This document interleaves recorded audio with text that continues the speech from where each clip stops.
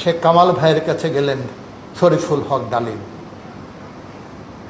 কামাল ভাই, আমার হাতটা নষ্ট হয়ে যাচ্ছে, 2 বার অপারেশন হয়েছে ভারতে, দেখুন আমি হাত নাড়তে পারি না, আমার জীবনে কি হবে। ডালিম ভাই, আপনি চিন্তা করেন, বাবার সঙ্গে কথা বলবো।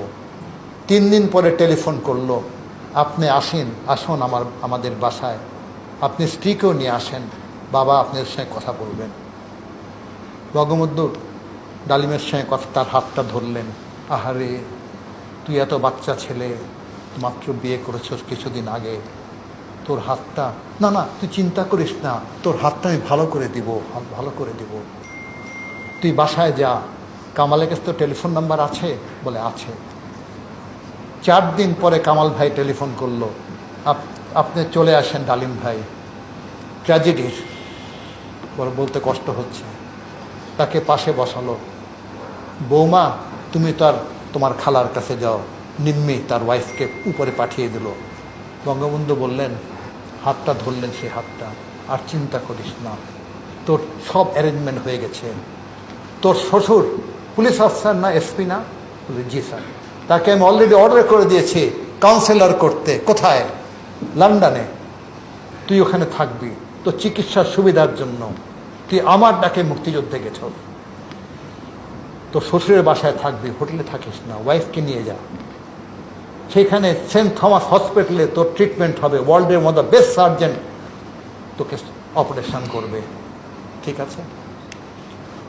পকেট থেকে কিছু ডলার বের করে বললেন, এগুলি নিয়ে যান। কামাল তোর টিকিটের বন্দোবস্ত করছে মিনিস্ট্রির থ্রু দিয়ে, তাড়াতাড়ি চলে যা, সময় নষ্ট করিস না, কোনো চিকিৎসা অসুবিধা হবে না, ডলার সংকট হলেও তোর চিকিৎসা আমি করে দেবো, অ্যাম্বাসির থ্রু দিয়ে সব টাকা যাবে।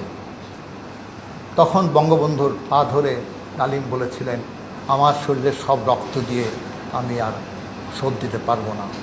লন্ডনে বেড়াতে গেলাম সোলসবারি প্লেনের থেকে মামার বাসায় উইকেন্ডে। একজন ভদ্রলোক বললেন, আপনাদের একজন মুক্তিযোদ্ধা ভাই আছেন হাসপাতালে। আমি তো জানি না।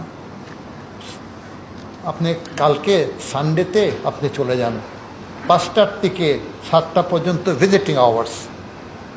আমি গেলাম, 651 নম্বর রুম, রিসেপশন থেকে বলল, একজন ভদ্রলোক শুয়ে আছেন, খুব সুন্দর একটা রুম, ক্যাবিনে একটা ফিনফিনে একটা পর্দা আছে, একজন লোক হাত দিয়ে হাত এরকম করে নাড়াচ্ছে, একটু একটু করে নাড়াচ্ছে। আমি সালাম দিলাম। উনি বললেন, আপনার পরিচয়? আমি পরিচয় দিলাম। তো আপনি তো মুক্তিযোদ্ধা, বসুন। স্যার আপনি কেমন আছেন?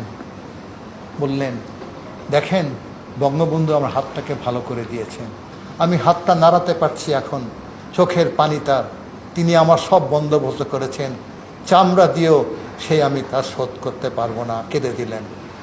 আমি বললাম, কিন্তু শুধু আপনার বঙ্গবন্ধু না, এরকম অনেক মানুষের উপকার করছে। বললেন, কি বলে কৃতজ্ঞতা প্রকাশ করব? আমি চলে আসলাম। এই ব্যক্তি ছিলেন শরীফুল হক ডালিম, যে রেডিও স্টেশনে গিয়ে বলেছিলেন স্বৈরাচারী মুজিবকে আমরা হত্যা করেছি। সেই লোকেই তার সমস্ত আত্মীয় স্বজনকে হত্যা করে।